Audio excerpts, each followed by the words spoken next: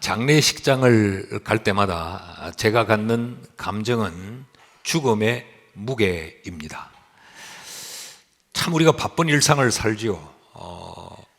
그러나 아무리 바쁜 일상을 살더라도 죽음을 마주하면 그 일상을 멈추게 됩니다. 예배도 바빠서 못 드릴 때가 있고 기도의 자리도 바쁘다는 이유 때문에 우리는 기도할 수 없는 이런 삶을 살지만 죽음과 마주하게 되면 그 바쁘다는 것들이 일순간에 멈춰지게 됩니다. 이것이 죽음이 갖는 무게입니다. 사람을 웃겨야 하는 직업을 가진 희극인도 죽음 앞에서는 웃음을 멈추어야 합니다. 알록달록 밝고 고운 옷을 좋아하는 그런 자기의 삶의 스타일이 있다 할지라도 죽음을 마주하게 되면 고운 옷들을 벗고 검은 상복을 입어야 합니다. 우리 가까운 곳에서 우리가 누구인가 죽음을 보게 되면 우리도 일상을 멈추고 문상을 하고 또 위로하고 같이 슬픔을 나누지요. 이것이 죽음이라고 하는 것입니다. 그런데 우리가 오늘 읽었던 이 본문을 보면 이런 죽음에 대하는 태도가 상식을 뛰어넘는 모습이 나타나고 있습니다. 우리가 다 읽지 않았습니다만은 이제 오늘부터 시작해서 또 요한복음 11장을 오랜 시간 살피게 될 텐데, 요한복음 11장은 나사로에 관계된 이야기입니다. 나사로가 병들었다가 그 병으로 말미암아 죽고 죽었다가 예수로 말미암아 다시 살아나게 된 내용이 요한복음 11장의 내용인데, 이 병든 나사로를 대하는 예수님의 이 반응이 굉장히 의아합니다. 3절 말씀을 보면요, 이에 그 나사로의 누이들이 예수께 사람을 보내어 이르되 주여 보시옵소서 사랑하시는 자가 병들었나이다 하니, 나사로가 지금 병이 들어서 그의 누이들은 예수님에게 사람을 보냅니다. 나사로가 병들었다는 소식을 알리죠. 감기 몸살 정도의 사람을 보내어서 병들었다고 하는 소식을 알리겠습니까? 지금 이 병 때문에 사경을 헤매고 있고 사나 죽느냐 하는 절박한 상황이었기 때문에 이들은 예수에게 사람을 보내어서 와서 고쳐달라, 살려달라 라는 기별을 했던 거지요. 이 나사로의 가족들과 예수님의 관계는 아주 특별한 그런 관계입니다. 2절 말씀을 보면 마리아는 향유를 주께 붓고 머리털로 주의 발을 닦던 자요 병든 나사로는 그의 오라버니더라. 지금 이 나사로의 가족들은 예수님을 극진히 섬기며 사랑하고 헌신했던 자들이에요. 그러니까 예수님도 이들을 굉장히 사랑하고 아끼는 자들이었습니다. 그러니까 주님과 이들의 가족은 굉장히 특별한 그런 사랑의 관계예요. 자, 주님이 사랑했던 나사로가 병들었다는 소식을 전하는 이들도 우리와 주님의 관계가 남다르기 때문에 이 소식을 전하면 주님이 한 걸음에 달려오셔서 우리가 당한 이 문제를 해결해 주실 것이라는 기대가 있어서 기별을 하지 않았겠습니까? 그런데 예수님의 반응은 좀 달랐습니다. 6절 말씀을 보시면 나사로가 병들었다 함을 들으시고 그 계시던 곳에 이틀을 더 유하시고, 지금 굉장히 이 촌각을 다투는 그 시각에 주님이 미루어도 될 만한 사역을 진행 중에 있었음에도 불구하고 주님은 이틀을 그곳에서 더 머물러 계셨습니다. 여러분, 어떻게 이럴 수가 있습니까? 사람이 지금 죽느냐 마느냐 하는 그 절박한 상황인데 단숨에 달려와도 시원치 않을 텐데 예수의 발에 향유를 붓고 여자가 머리털을 풀어 그의 발을 닦을 만큼 그렇게 극진히 섬기고 사랑했는데 그 사랑을 받은 주님이 어떻게 이럴 수가 있는가? 더 상식적이지 않는 것은 14절 15절입니다. 이에 예수께서 밝히 이르시되 나사로가 죽었느니라. 사경을 헤매는 병 중에 있다가 나사로가 죽어버린 거죠. 이 죽은 것을 예수님이 알았다는 말입니다. 그래서 밝히 말하기를 나사로가 죽었다 그러시면서 내가 거기 있지 아니한 것을 너희를 위하여 기뻐하노라. 하노니. 여러분, 사람이 죽어나갔는데 예수님은 기뻐했다라고 성경이 말하고 있어요. 어떻게 이럴 수가 있습니까? 이것이 상식입니까? 이것이 인륜입니까? 죽음이라고 하는 상황, 죽음을 눈앞에 둔 이 절박한 상황에서 예수님의 반응은 일반적이지 않고 상식적이지 않습니다. 자, 결국 이 나사로는 죽어요. 그런데 하나님의 아들이신 예수님께서 그 나사로가 이 병으로 내가 지금 고치지 않으면 이가 죽을 것이란 걸 분명히 알았을 테임에도 불구하고 주님은 4절에서 이렇게도 말씀을 하셨습니다. 예수께서 들으시고 이르시되 이 병은 죽을 병이 아니라 하나님의 영광을 위하며 하나님의 아들인 예수 자신이 이로 말미암아 영광을 받게 하려 함이라 라고 말씀을 하세요. 우리가 지금 대충 살펴본 대로 이 병은 죽을 병이 맞았어요. 그래서 나사로는 죽었습니다. 아니, 하나님의 아들이라면 이 병이 죽을 병인지 아닌 병인지를 알아야 되지요. 세상의 의사들도 이 병은 가능성이 없다, 이것을 판단할 수 있는데 하나님의 아들이 죽을 병이 아니라고 말했어요. 그런데 나사로는 죽었어요. 한 인간의 죽음을 두고 예수님은 또 뭐라고 말씀합니까? 하나님의 영광을 위한 것이다 라고 말씀을 해요. 지금 죽음을 눈앞에 두고 사경을 헤매는 이 상황은 나사로에게는 불안이요, 나사로의 가족들에겐 두려움이고 슬픔이고 아픔이고 무엇을 어떻게 해야 될지도 모르는 그런 절박한 상황인데 거기서 주님은 하나님의 영광을 언급하고 계십니다. 뿐만 아니라 한 인간의 그 고통, 한 가정의 그 아픔을 두고 이것 때문에 나는 영광을 얻을 것이다 라고 지금 말씀을 하고 있습니다. 우리가 여기서 갖는 질문은 이것입니다. 어떻게 이런 상황에서 하나님의 영광을 언급하시나? 같이 울어줘야 되고 같이 공감해줘야 되고 같이 아파주고 그래야 될 터인데 오지도 않으시면서 어떻게 하나님의 영광, 자신이 받을 영광을 이렇게 말씀하고 계시나? 이게 우리가 갖는 의문입니다. 여러분, 우리가 하나님의 영광이라는 말을 우리 굉장히 많이 사용하죠.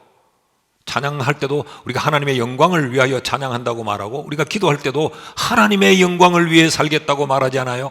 우리가 어떤 새로운 일, 사업을 시작할 때도 하나님의 영광을 위하여 쓰여지는 사업이 되게 해달라고 그러지요. 우리는 우리의 자식들을 위해서도 그렇게 소원을 가지고 있지요. 하나님이여, 내 자녀가 하나님의 영광을 위한 이 삶을 사는 자녀가 되게 해달라고 우리가 기도하지요. 자, 그러면 우리가 생각하는 하나님의 영광이라고 하는 것은 어떤 것들과 연결이 돼야 돼요?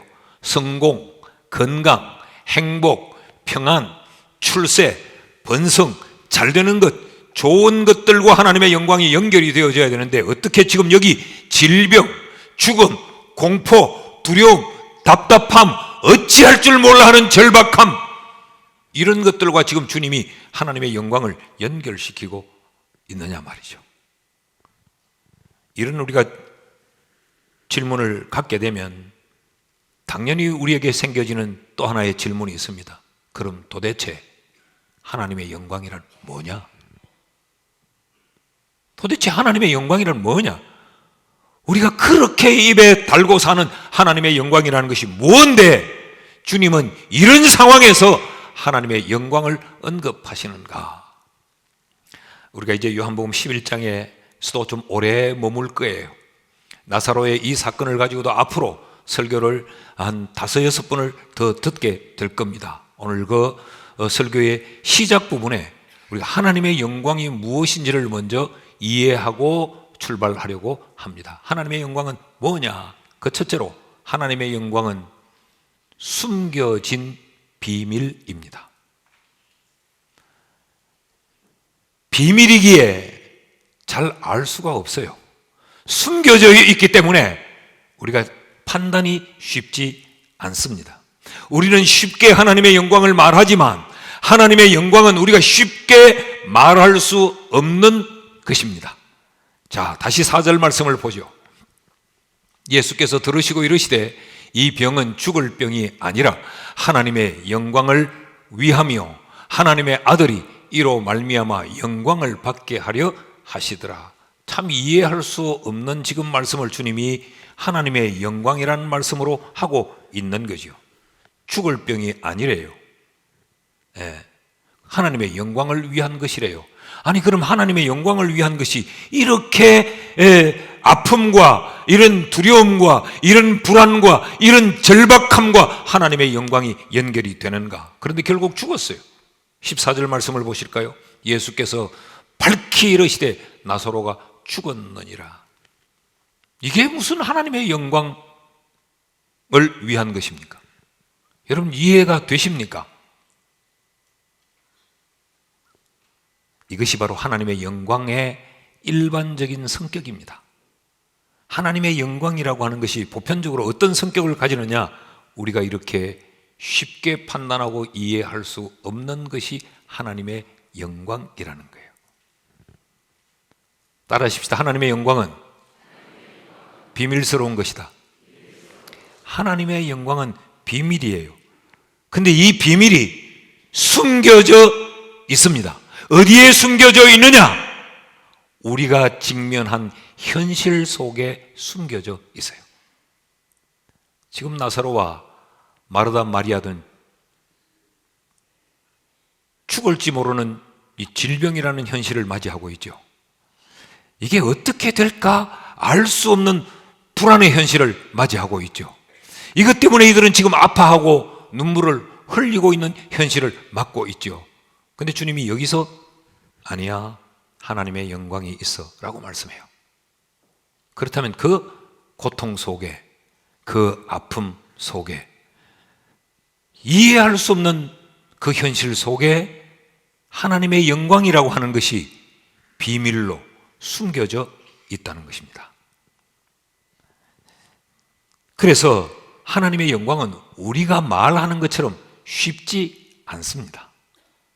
우리는 너무 쉽게 하나님의 영광을 말하지만 하나님의 영광은 숨겨진 비밀이기 때문에 우리의 생각처럼 쉽지 않은 것이란 말이죠. 좀 더 살펴보십시다. 이 어원적 의미를 좀 살펴볼 텐데, 이 영광이라고 하는 말은 신약 성경이 기록되어 있는 이 헬라어로 독사라는 말을 쓰고 있습니다. 독사. 이 독사라는 말은 도케오라고 하는 동사에서 왔습니다. 이 독사라는 이 단어가 가지고 있는 그 첫 번째 의미는 생각한다라는 의미가 담겨져 있어요. 근데 그 생각하는 것이 그냥 가볍게 생각하는 것이 아니고 깊이 골몰하여 생각하는 생각을 이야기합니다. 그러니까 하나님의 영광은 뭐냐? 하나님의 생각하심이 하나님의 영광이에요. 하나님의 영광은 하나님이 무언가 생각하고 있는 그 생각이라는 이야기죠. 하나님 편에서는 하나님의 생각하심이고 우리 편에서는 그 영광이 하나님의 생각하심이라면 우리도 그 하나님의 생각하심을 생각해야 되는 것, 그것이 바로 영광이에요. 그러니까 하나님의 영광은 쉽게 드러나는 것이 아닙니다. 쉽게 알 수 있는 게 아니에요. 쉽게 보여지는 것도 아닙니다. 깊이 생각해야 될 것이 바로 하나님의 영광이에요. 하나님의 생각을 우리가 어떻게 쉽게 판단할 수 있어요? 하나님의 생각하시면 우리가 이런 말을 쓰죠. 10길 물속은 알아도 한 길 사람 속은 모른다고. 사람도 뭘 생각하는지 모르는데, 그런데 우리가 어떻게 하나님의 생각을 우리가 다 알 수 있어요? 이것이 하나님의 영광이라는 거죠. 하나님의 영광을 위하여 산다라는 말은 그럼 어떤 의미가 됩니까? 하나님의 생각하심을 나도 생각하면서 산다, 그런 말이죠.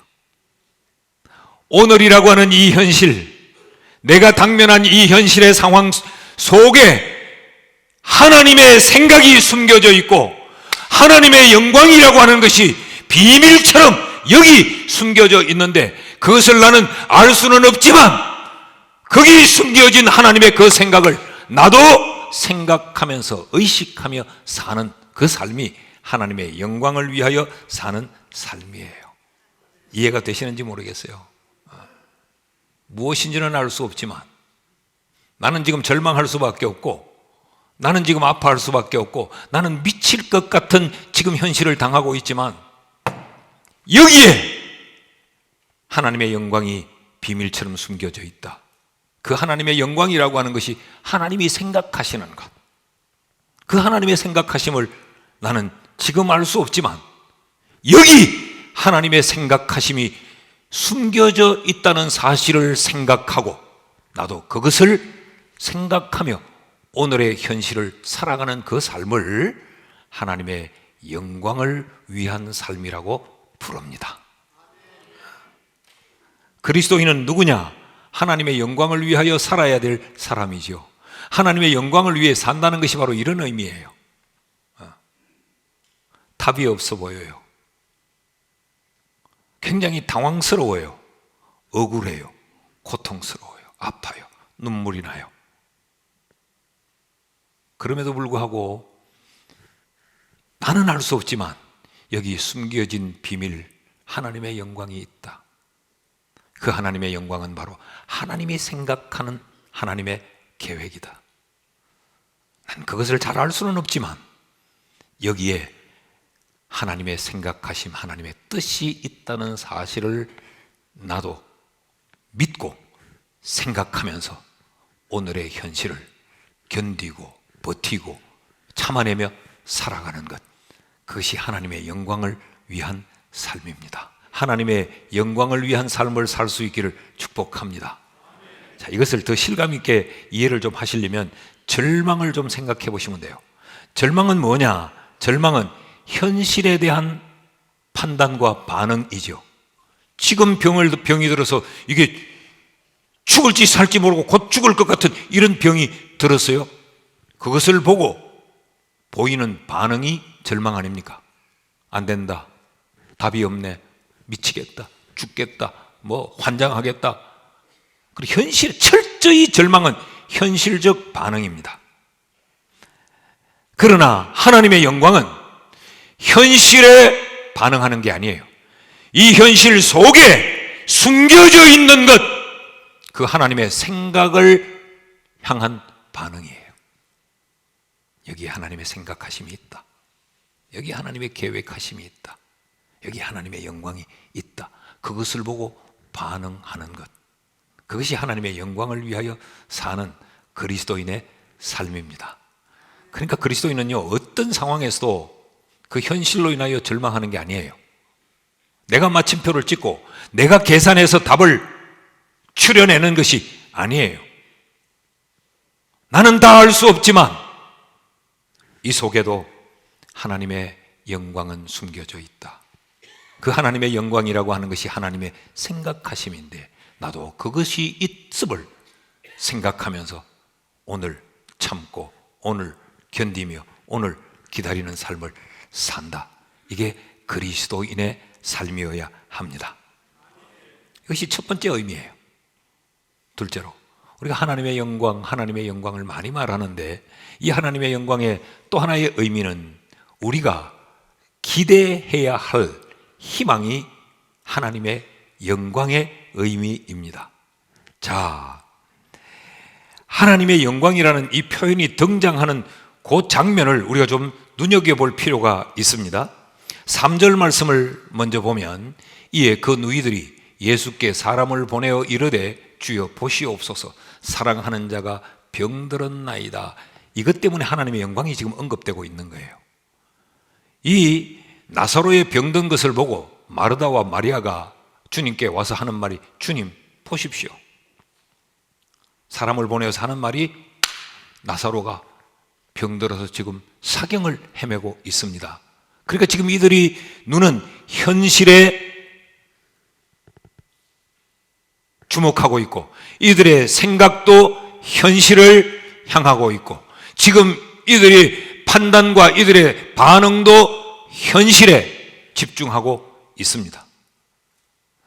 그런데 4절 말씀을 보면 주님이 이렇게 말씀해요. 들으시고 이르시되 이 병은 죽을 병이 아니라 지금 현실을 보고 죽을 병이라고 도와달라고 말을 하고 있는데 주님은 죽을 병이 아니라고 말씀을 하세요. 그러시면서 하나님의 영광을 위한 것이고 하나님의 아들이 이것으로 말미암아 영광을 받게 하려 한다. 주님은 앞으로 발생할 지금 절망과 대비되는 그 상황을 지금 하나님의 영광이라고 하는 것을 설명하고 있는 거죠. 너는 지금을 보고 절망하고 있는데 죽을 병이 아니야. 하나님의 영광을 위한 거야. 하나님의 아들이 이것으로 영광을 받을 거야. 앞으로 일어날 상황의 의미를 담고 있는 것이 하나님의 영광입니다. 그렇다면 하나님의 영광은 뭐냐? 현재에서의 결론이 아니에요. 하나님의 영광은 현재가 어떤 상황이든지 간에 미래에 대한 희망이 하나님의 영광입니다. 이해가 되십니까? 지금은 죽음 같은 상황, 그 절망의 상황에서도 하나님의 영광이란 뭐냐? 그 현실에 대하여 결론을 내리는 것이 아니고 지금은 죽을 것 같을지라도 앞으로 일어나게 될 그 희망, 그것을 하나님의 영광이라고 말하고 하나님의 영광을 위해 산다는 것은 그것을 기대하면서 사는 삶을 하나님의 영광을 위한 삶이라고 부릅니다. 자, 여기서 영광이라는 이 단어의 어원적 의미 두 번째를 생각해 보죠. 첫 번째는 영광이라는 이 말의 의미가 생각한다, 그런 의미를 가졌다고 말씀을 드렸습니다. 그런데 그 생각이 어떤 생각이냐? 그 생각은 올바른 것에 대한 희망적인 생각을 이야기합니다. 밝은 생각, 긍정적인 생각, 희망적인 생각, 그것을 생각하는 것이 바로 영광이에요. 죽을지도 모른다고 하는 두려움의 상황에서 야, 이거 이렇게 일이 끝이 나버리지 않나? 우리는 부모 없이 우리 이렇게 삼남매가 살고 있는데 우리 집의 기둥인 이 산에 나사로가 죽어버리면 우리는 그럼 어떻게 사느냐? 라고 하는 이 상황에서 어둡고 무섭고 절망적인 것을 생각하는 것이 아니고 하나님은 좋은 분이시고 그 하나님은 살아계시고 살아계신 그 좋으신 하나님이 우리를 위해 이 절망을 뛰어넘도록 일하실 것을 생각하는 그 생각, 그것이 바로 영광의 의미예요. 그러니까 하나님의 영광을 위하여 산다라는 말은 어떤 상황에서도 늘 건강한 생각을 하고 늘 긍정적인 생각을 하고 늘 밝은 생각을 하고 늘 희망적인 생각을 하고 하나님 안에서 그렇게 삶을 사는 것이 하나님의 영광을 위하여 사는 삶입니다. 자, 더 이해가 좀 쉬워지려면 지금 우리가 요한복음 1장에서부터 여기 11장에 이르기까지 쭉 살펴왔는데 이제 우리 머릿속에는 바리새인들, 종교인이죠, 서기관들, 종교 지도자들이죠, 이런 사람들에 대한 이미지가 우리에게는 이제 다 정리가 되어 있습니다. 자, 이 바리새인들, 서기관들, 이 유대인들을 보십시오. 이들은 늘 율법을 지킨다고 자랑해 왔어요. 그러면서 이들은 입만 열면 하나님의 영광을 언급했습니다. 문자적으로 그렇게 언급은 하지 않았지만 늘 하나님을 위하여서, 우리는 하나님을 위해서, 그래서 우리는 늘 거룩한 삶을 산다고 자부해 왔던 사람들이에요. 그런데 그들은 생각은 늘 부정적이었습니다. 늘 의심했고 늘 비판했고 늘 판단했고 늘 정죄했고 늘 시비를 걸었고, 여러분 기억하십니까? 요한복음 5장에서 38년 된 병자, 어떤 병인지는 정확히 말하고 있지 않지만 그가 그 몸뚱아리를 자기 스스로 마음대로 움직일 수 없는 것을 보니까 걷거나 이렇게 활동하기가 어려운 병자였던 것 같아요. 이 38년 동안 병을 앓았다면 그게 사람다운 삶을 살았겠습니까? 그런 병자를 예수님께서 말씀 한마디로 고치셨죠. 네 자리를 들고 일어나 걸어가라. 그래서 이 사람이 자리를 들고 일어나 걸어갔다고 말을 해요. 여러분, 그 일어나 걸어갔다는 게 그냥 걸었다는 말일까요? 좋아서 어쩔 줄 몰라 미친 듯이 펄쩍거리며 뛰었던 춤이 아니었겠습니까? 그런데 바리새인들은 그를 보면서 부정적인 생각을 먼저 했습니다. 오늘이 안식일인데 자리를 들고 걸어가면 일하는 게 아니야? 저거 하나님의 영광을 가리는 것 아니야? 비판하고 정죄했습니다. 저 일로 인해서 저 사람이 주목을 받고 저 사람을 고친 예수가 주목을 받는다면 우리는 그래서 악한 생각을 합니다. 예수를 잡아 죽이려고. 그리고 38년 만에 자리를 들고 일어난 그를 죄인으로 낙인을 찍습니다. 이뿐입니까?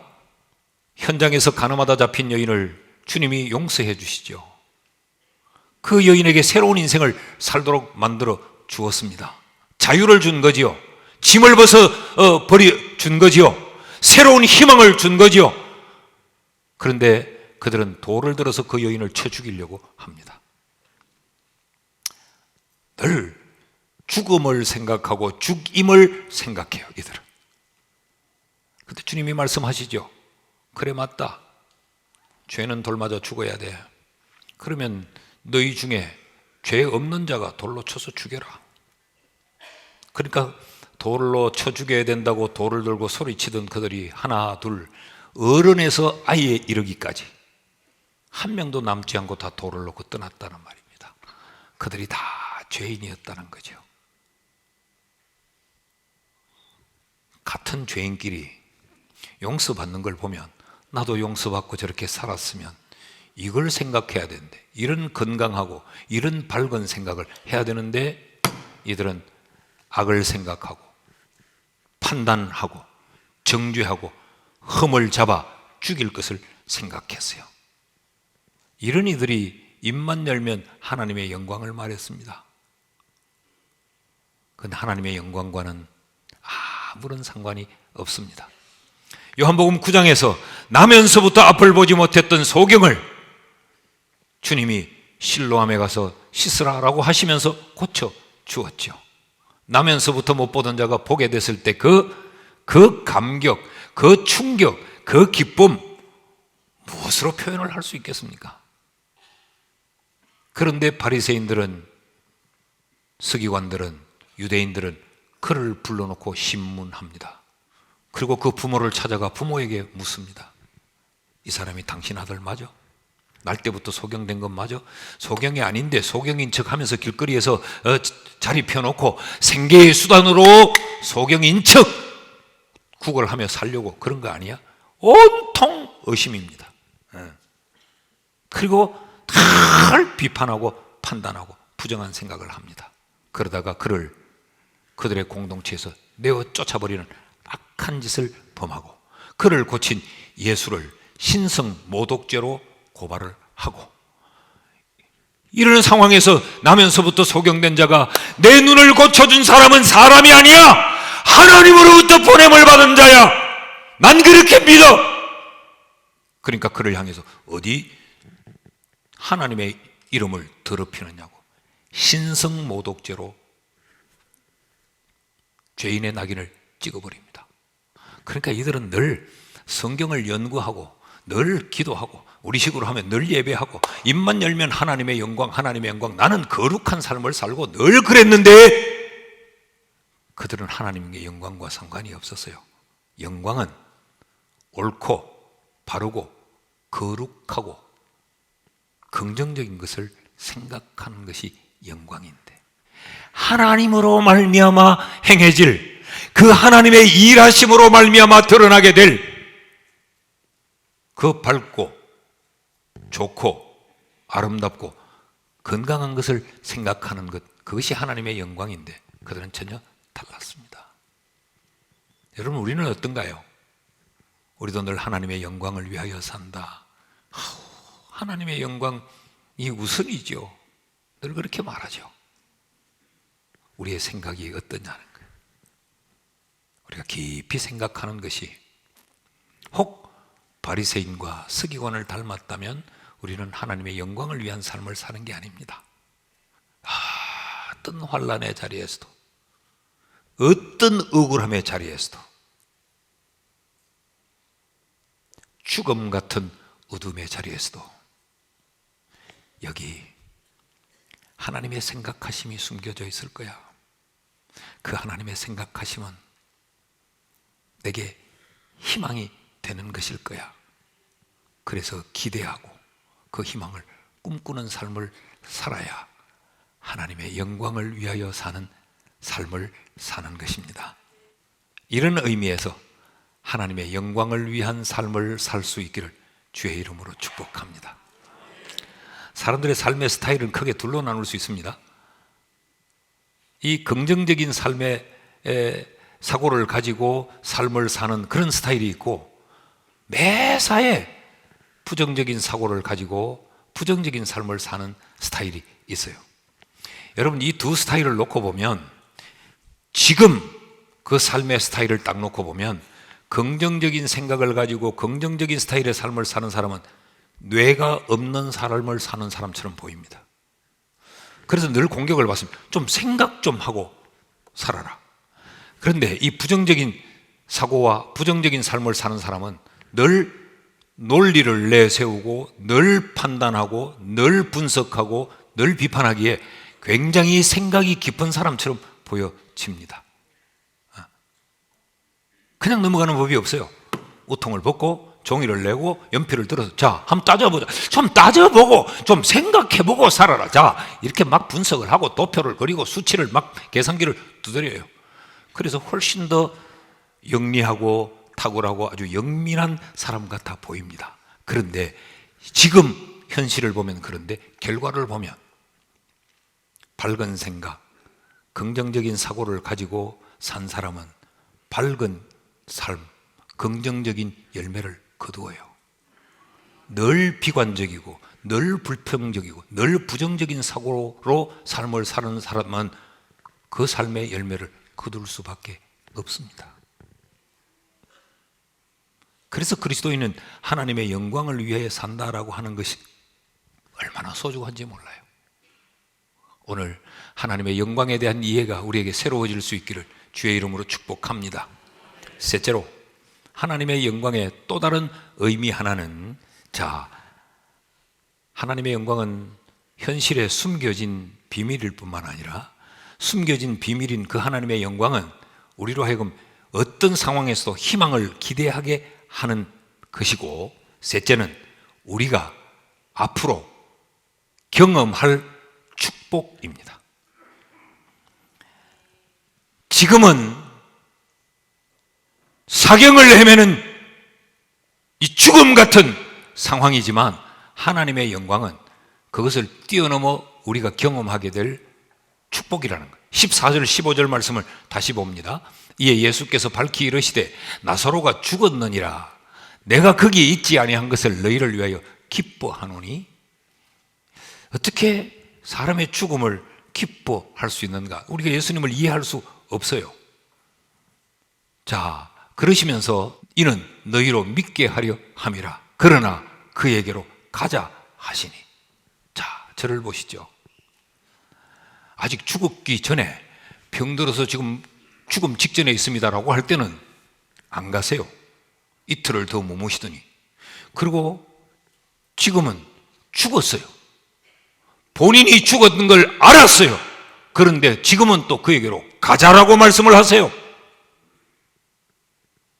그리고 가셔서 주님이 이미 죽은 지 나흘이 되어 시체 썩는 냄새가 나는데 그 현장에서는 이렇게 말씀을 하십니다. 40절 말씀을 보면 마르다와 마리아에게 예수께서 이르시되 내 말이 네가 믿으면 하나님의 영광을 보리라 하지 않았느냐.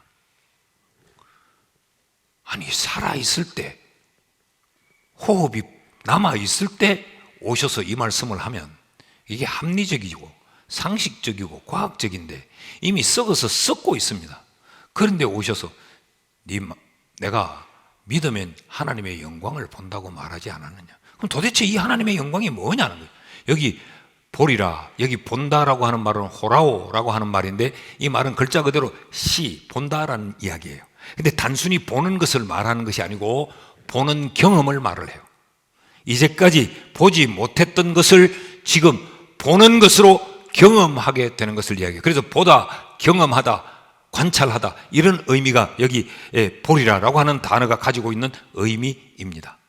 하나님의 영광을 보리라, 하나님의 영광을 경험할 것이다 그랬죠. 아니 다 끝나버리는데 믿으면 하나님의 영광을 경험하겠다.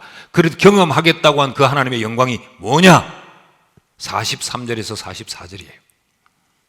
이 말씀을 하시고 큰 소리로 나사로야 나오라 부르시니 죽은 자가 수족을 배로 동인 채로 나오는데 그 얼굴은 수건에 쌓였더라. 예수께서 이르시되 풀어놓아 다니게 하라 하시니라. 수족을 배로 동이고 무덤에서 주님의 호출 명령을 받고 산 존재로 나오고 있습니다. 상상할 수 없는 상황이 이들이 지금 눈으로 경험하고 있는 거예요.